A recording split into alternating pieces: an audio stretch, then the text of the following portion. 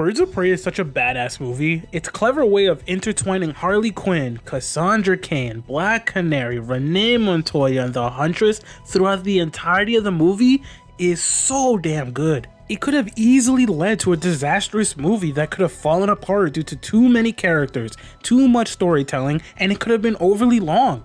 But it wasn't any of those things. To add to all of this, part of what made it so enjoyable was that for once, we got a superhero movie about woman empowerment. It wasn't corny, it didn't feel forced or even a bit awkward like the very well-known scene in Avengers Endgame. It's so weird to have so many good things to say about a DCU movie, because normally, I'm ready to shred these movies apart. But I seriously think it's easy to say that Birds of Prey is the best DCU movie by far. Before we discuss why it's arguably the best DCU movie, I'm your host, Justin, otherwise known as I Don't Beat Games, and I'm here to bring that DCU content right to your monitors. The emancipation of Harley Quinn deserves way more credit than most people might be willing to give. In Suicide Squad, Harley Quinn is basically this insufferable character that has a few funny lines that is mostly there for sex appeal. Typically, sure, Harley is insufferable, that's basically her whole character in a nutshell. However, it's hard to not like this new version of Harley Quinn that still has her insanity while also managing to give her the ability to think about herself. Take a show like Harley Quinn's show that's now on HBO Max. That show rules. That show is funny, has amazing chemistry between Harley and Poison Ivy while managing to tell a very similar storyline like Birds of Prey. In Birds of Prey, the main storyline is Harley realizing that she needs to free herself from Joker's shadow, whether it's a good thing or not. Could she have gone about it in a better way? I mean, yeah, we can say that about a lot of things that Harley does, but this is Harley Quinn we're talking about. You can literally say that when it comes to most of her decisions. Watching Harley Quinn having to deal with all of these people from her past, coming back to try and kill her due to the chaos she's caused, actually made for a good time. There were plenty of action scenes that made Harley look like a badass and still managed to not make these people from her past seem too serious to the point where it's corny or unbelievable. And through all of that, Harley's narration of backtracking at various points to give depth to her backstory is something that felt refreshing. One of my biggest criticisms of Aquaman is that they spend time standing around and telling us backstory while talking to each other. Birds of Prey's choice of continuously getting to certain points within the movie, having Harley break that fourth wall to backtrack, and then actually get to watch that backstory was legitimately fun. It allowed us to grow some level of care when it came to Cassandra Cain, who's a literal plot device, or even Black Canary, who's working for Black Mask despite the fact that she hates it. It's things like that that legitimately make the case for Birds of Prey being the best DCU movie by far. To add to all of this, one of the biggest things that deserves a mention is how big of a weight Joker is in this movie. He's not even physically in this movie at all. It's literally just people name dropping him and mentioning him throughout Birds of Prey. In almost every Gotham related show, game, or comic, we already know how much of a presence Joker is within the city of Gotham. We're all used to seeing Joker do nothing but cause absolute hell in Gotham and wreak havoc, causing Batman to typically save the day. The only time I think we've seen a bad Joker is in Suicide Squad. Somehow, Birds of Prey manages to actually make Joker seem like the big bad villain that he is without even having to physically show him within the movie. Even when Birds of Prey shows flashbacks of sequences in the power plant with Harley Quinn, they don't show Joker at all. We've always known that Joker is a weight on Harley's shoulder. They even do a good job of showing this in the Harley Quinn show, but to see them still manage to nail that is so damn cool. With them managing to do this, it makes Harley's emancipation feel even more rewarding because of how much Joker has negatively impacted her life. Harley Quinn eventually taking up Cassandra Cain under her wing was shockingly entertaining despite the fact that Harley was giving her terrible advice. Even listening to Harley admit to us when she was narrating the story that she actually enjoyed having Cassandra around was a bit of a feel-good moment. The only downside to all of this is that eventually, Harley and Cassandra's hideout location was leaked and Harley ends up wanting to give up Cassandra just to get people off of her back. As terrible as this is, it actually makes sense considering Harley is literally an insane person and simply wants to live her life with immunity.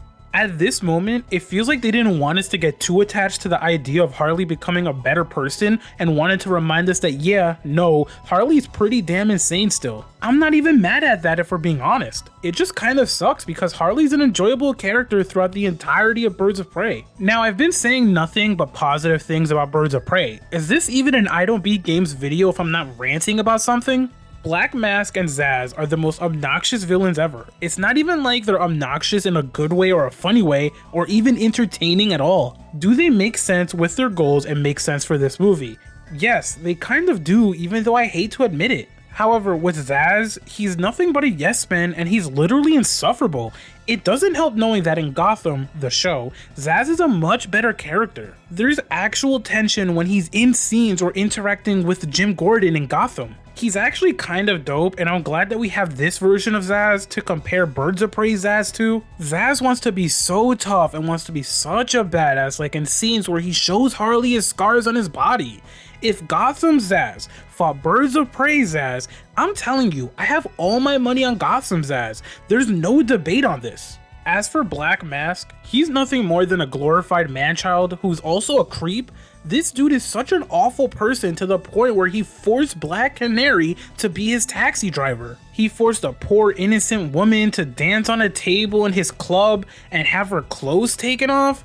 Black Mask just kind of sucks and deserved to get his ass kicked at the end of Birds of Prey. To be entirely honest, I hope we never see Black Mask again due to some multiverse nonsense, because I can do without seeing him again in another film. Eventually, all of our main protagonists get together in a huge carnival. Black Canary, Renee Montoya, Huntress, Cassandra Cain, and of course, Harley Quinn finally come together as a group, which leads to one of my favorite scenes in this movie. Huntress finally introduces herself, and of course, everyone has been calling her the Crossbow Killer, which leads to Huntress getting pissed. Then Montoya realizes who Huntress is, which leads to Harley Quinn and Black Canary realizing that she's from this massive massacre that happened years ago. Harley Quinn's immediately like, sheesh, that's some childhood trauma right there, and honestly, I couldn't help but laugh in the scene. It's once again Birds of Prey managing to have some great timing to lower the tensions of this movie and remind us that this is just some dumb, funny comic book movie that's having a good time. Finally, due to the bounty on Cassandra Cain, we get to see all of these characters come together to fight Black Mask's predominantly male army, and boy, did it feel so good. Seeing all of these badass characters just beating every single henchman one by one with Barracuda playing was so much fun and so satisfying. Each and every one of these characters might have their own differences, plus not all of them are good people, but I absolutely be lying if I said I didn't enjoy seeing a cop like Montoya come together with Huntress or Harley Quinn because of these circumstances. It's something you typically barely see in comics where the good guys have to somehow work with the bad guys for the greater good, and in Birds of Prey, the build up to all of this actually makes sense. I know, it's shocking, right? Decisions in a DCU movie actually make sense? Building up to something worth seeing, and most of all, having an actual good payoff at the end of the film? Am I smiling right now talking about a DCU movie? Who am I anymore? The only thing I'm ever gonna be genuinely upset about when it comes to Birds of Prey is the fact that we didn't get more Huntress. Huntress in this movie is such a good character, and nearly every scene she's in is a good or great scene. I want more of this character and absolutely hope we get more of her, because even though Birds of Prey did her justice, we deserved more. Huntress was that entertaining when she was on screen.